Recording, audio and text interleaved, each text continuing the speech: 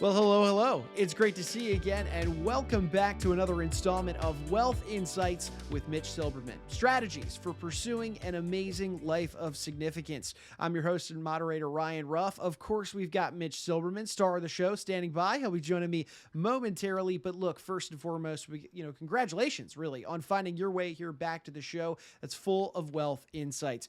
We're tapping into Mitch's experiences as a wealth manager, serving the greater West Coast, really even the country, and diving into some different wealth management related topics on this show. Specifically today, we're going to be identifying this question of what makes an elite wealth manager elite exactly.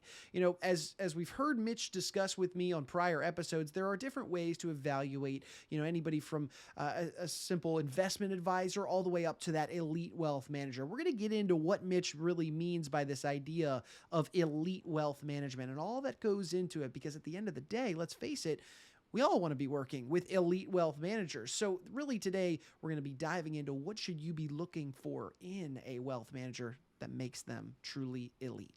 Let's go ahead and bring Mitch out, get that conversation rocking and rolling here. Mitch, good to see you. How you doing today? Always great to be with you, Ryan, and our audience.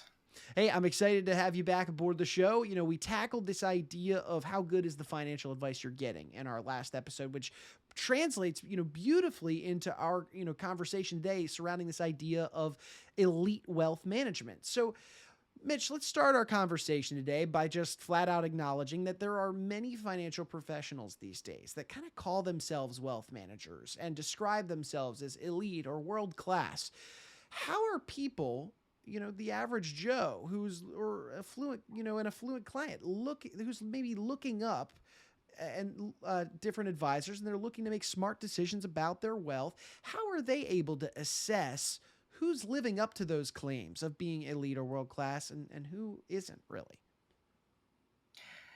That's a really great question. I guess it reminds me of a story. I adopted this concept of comprehensive wealth management, elite wealth management, about 18 years ago. So I've been in this industry for 28 years. Prior to that, I was a CPA.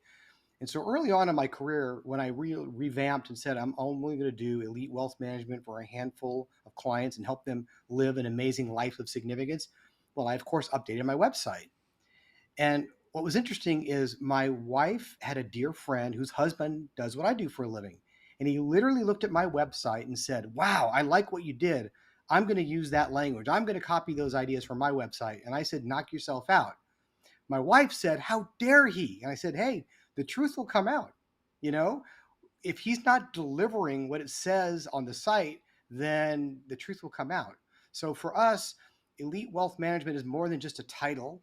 It's really looking at the client, their whole life, not just growing their wealth, but also preserving. You got to play offense and defense, mitigating taxes, maximizing charitable gifts, and of course, leaving as much as possible for your children, for people and causes that you care about. So there's so much more to it than simply picking good investments. Sure. Mitch, it's funny you say that because I think that segues beautifully into what my next question was going to be. And that is, okay, yes, investment management does play a role within overall wealth management. Let's acknowledge that first and foremost. Talk to me about let's take a little bit of a deeper, dive here onto investment management specifically and what that looks like within this realm, this idea of true elite level wealth management as a whole. Investments will play a crucial role. They have to be. Sure. As I said in the last episode, Ryan, you start with the plan. You start with your goals, your dreams, then you formulate a plan, then you pick investments. So, of course, investments are part of the overall picture.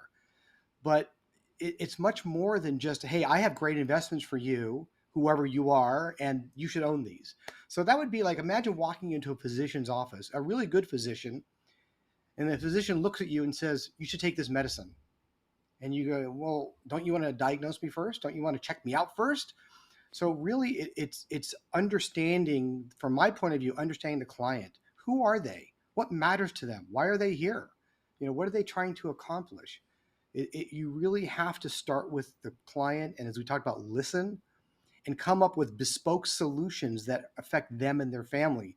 Not, I have great stuff and you should have it, but let's find out what you need. Let's find out what matters to you. Let's find the solutions. In many cases, I am my clients' eyes and ears out there, finding out what works for them, what may help them achieve all that's most important to them. So it's much more than saying, I have a great option of investments available to you. There's so much more that's involved. No, Mitch, I absolutely hear you there because, hey, at the end of the day, you need to know what somebody's goals and aspirations are and what they want to achieve with their life. And then that can help you kind of cater the investment management approach, towards exactly what they want to achieve.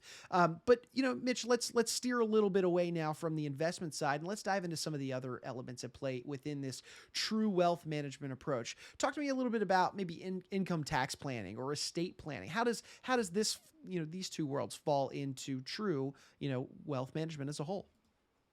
Well, as I've mentioned previously, I'm a recovering CPA, so I'm always focused on tax mitigation. And the old joke is, what's the difference between tax avoidance and tax evasion? 20 years in prison.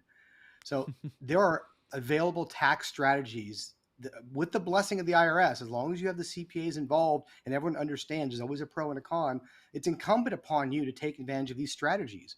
Believe me, the ultra wealthy have high performing CPAs who know the available strategies and implement them, and you should as well.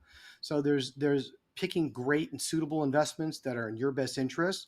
You want to minimize taxes. You want to set up trusts and wills, proper estate planning, and of course, I'm not a property and casualty professional, but they are so crucial. I mean, imagine building up a great net worth and having it virtually all taken away because your insurances weren't set up properly. So you need to have that analyzed as well. And the key thing here is that no one person is an expert in all these areas. The Mm-hmm. collaborative approach is crucial.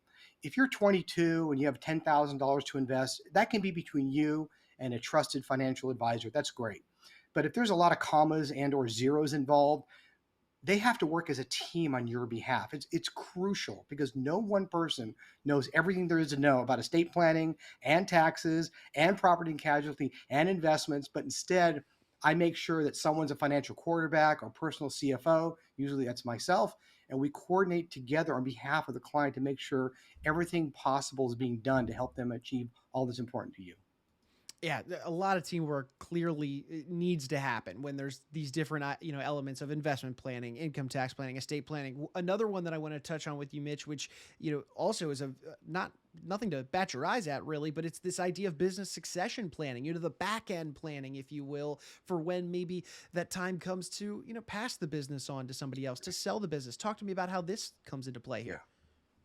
Yeah, business owners make up the vast majority of the wealthy people in this country, and it's a very interesting situation because for many of them, they've spent their whole life building up what could be their largest asset, and right now it's illiquid. They're experts at running it. They have a good, they've created a good living that's provided for them and their family, and now they're coming to a crucial point where they want to have a liquidation or an exit. So you have to have the professionals involved there because that's a huge transaction, which could have huge ramifications, not just on where's the money going to go, but the taxes being paid. How do you protect it? How do you set it up? So succession planning is crucial. And one thing I learned a long time ago, Ryan, was this: that successful business owners sometimes at the last minute will kill the deal. And the attorneys and the experts involved say, I assure you, you're getting top dollar. And this is the feedback we've seen. The issue isn't I want more money or I don't think I'm getting the best deal possible. The issue is I've run this business for 20, 30, 40 years. It's been a great provider for my family and I. I don't know what to do with a lump sum of money. Who's going to manage it? What if I lose it? What if it doesn't turn out well? What if it's not protected right? What if? So that's why the business succession planning is so crucial years in advance. So when that time comes, you have the peace of mind and surrounded by the true trusted team of experts that that transition will work out the way that you want to. Sure. And Mitch, one final element that I feel like comes into play, which I know we've discussed on past episodes, especially when we talked about the idea of educating heirs for when that Mhm. inheritance passes down one day, is this idea of charitable tax planning, the Yeah. charitable intent, because boy, is that a big element that's been coming into play, a lot recently. So talk to me about how this really also is incorporated within this overarching idea of true elite wealth Sure. management. I love charitable planning. It is so exciting for me. I love working with people that care about something other than themselves. And there are some amazing strategies that are available that will help you take care of the charities that and causes that are meaning so much to you while taking care of your heirs, while enjoying some incredible tax benefits. We've worked with the client, of course, and a CPA and attorneys, and we set up what I consider to be a very empowering and compelling charitable giving strategy that is very exciting for all that involved. So, Mitch, when we're looking at all these different elements, right, that are included within wealth management as a whole, we've got the income tax planning, investment management, charitable giving, everything we just discussed. Okay, sure, those are Right. strategies that should be incorporated within this overall, elite wealth management approach. But in your eyes, what would you say are really maybe one of the intangible benefits or the intangible factors that a client would notice when they are working with a elite wealth manager? The benefits are huge. You know that you're really on path to living your amazing life of significance as you define it, that you are taking care of causes and family that matter to you. These are things that matter to you, that you know that you're really taking advantage of all the best advice that can help you achieve all that's important to you. And you had asked earlier about how would someone know if they're working with an elite manager or not. And I think back to one of the biggest lessons I learned in college 30, 40 years ago from my accounting professor who said, when all else fails, use common sense. So obviously, you're very successful at what you do. And if you're sitting with your manager now, your wealth advisor now, and you say, well, they're not talking to me about charitable giving. They're not talking to me about how I minimize taxes. They haven't asked if my property is all properly insured and protected. It starts to add up that maybe I'm not working with an elite wealth manager. Maybe I'm working with a very honest, good person who has some good investment recommendations. But what you need is much more than that. When there's commas and zeros involved, you have to have a collaborative team with your best interests at heart that are working to help you achieve all that's important to you. And the benefits of that are huge. You feel good. You know you're making an impact in life. You're going to leave a legacy that matters to you. You're taking care of people and causes that matter to you tremendously. I love that. Mitch, if we're I'd like to ask this next question because I would imagine that most of our audience is probably thinking this, and that is, let's say someone in our audience, was going through the process of meeting with a new wealth manager. They're going into their office, they're going to sit down, they're going to have that discovery meeting, if you will. What would you say to them as some things to kind of be on the lookout for as they're going through that discovery process, getting to know that wealth manager? What would you say would show them as kind of an elite wealth manager? What would an elite wealth manager, I guess is what I'm asking, how would they go through that discovery process? Well, I know how I do it, and I'm very comfortable with it. I love sitting down with people and helping them achieve all that's important to them. It's really one of the reasons I'm put on this planet. So, as I've mentioned previously, it's all about the client. Everything in the financial professional's practice has to be client centric. It is all about the client. It is all about what's in their best interest. It's all about them. So, if the nature of the interview, because remember, you're interviewing this financial advisor, and hopefully the financial advisor is also interviewing you. So you have to see if there's a good fit. So obviously, trust your instinct. Always bring your spouse. I hear so often that, oh, I'm in charge of the finances. Yeah, but you're both in charge of your financial future. You're both in charge of your future dreams. So it's very important that husband and wife come together in that meeting, and that you interview the financial advisor and find out the type of questions they ask you. Are they really interested in you, or are they more interested in telling you about how wonderful they are, the financial offerings they bring to their their long list of diplomas, their licenses, and that's all great. That's all wonderful. But again, it's got to be client centric. It's all got to be about them. Really, it's about you, the viewers. So, Mitch, ultimately, what I'm really gathering from our conversation today surrounding this idea of what makes that elite wealth manager elite exactly, well, sure, it is that level of expertise that they bring Yep. within, maybe a sector or two. Maybe it's estate planning, maybe it's income tax planning.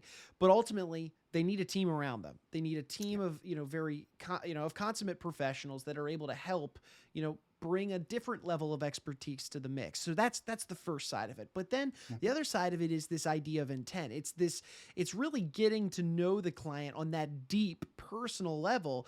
So that way, when they're going to those meetings and they're talking with some of those professionals, that are working on for that client, they're able to have their client's best interests in mind. Am I correct in saying that that's really what comes down to the heart of elite wealth management? Always. It is always what is in the client's best interest, ethically and legally, if you're a registered investment advisor.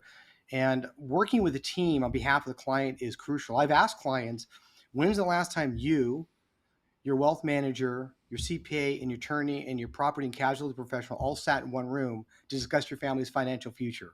And guess what the answer is always? Never. Okay. When you're starting out, that's okay. When you're putting the pieces of the puzzle together, that's okay. But when you're at a point where you have a certain level of wealth and success, you have to have true experts that collaborate on your behalf and come up with solutions that work for you. Because ultimately, I guide, but you decide. This is all about you and coming up for really what's going to help you live the amazing life of significance that you want to live. Well, Mitch, if somebody's out there in our audience or hearing our conversation today, and maybe they're interested in pursuing that amazing life of significance, right in the show name like we have it, and maybe they want to reach out to you and your team at Silberman Wealth Strategies to kind of start a conversation, maybe continue a conversation even, how would they best go about getting in touch with you and your team to get that rolling? Well, best, easiest way is always the website. We're here in Southern California, but the website reaches everywhere. www.silbermanwealth.com. That's B as in billion. And you can have a look at who we are, what we do, how we approach things, how we might be able to help you achieve all that's important to you, how we help you make intelligent choices with your money, and just as importantly, avoid common costly mistakes. And there'll be a place there to fill out information to set up a complimentary meeting with me to see if we're a good fit to work with each other. All right. Well, Mitch, thank you so much. So appreciate your time today to kind of dive into this idea of elite wealth management, what it looks like. And I'm excited for our next episode when we dive into another topic together. Very good. Me as well. Alrighty, and look, hey, we want to take one final moment, of course, to thank you, our audience, for taking some time out of your day to be with us. If you liked today's show, you liked what you saw and heard, feel free to comment, subscribe, share this information with friends, family, business owners, anybody that you believe would benefit from these, wealth insights at the end of the day. These conversations, they're meant for you. They're meant for our audience. They're meant for you to kind of dissect it really and apply it to your own financial portfolio. And we'd hate for you to miss out on some great conversations coming down the road.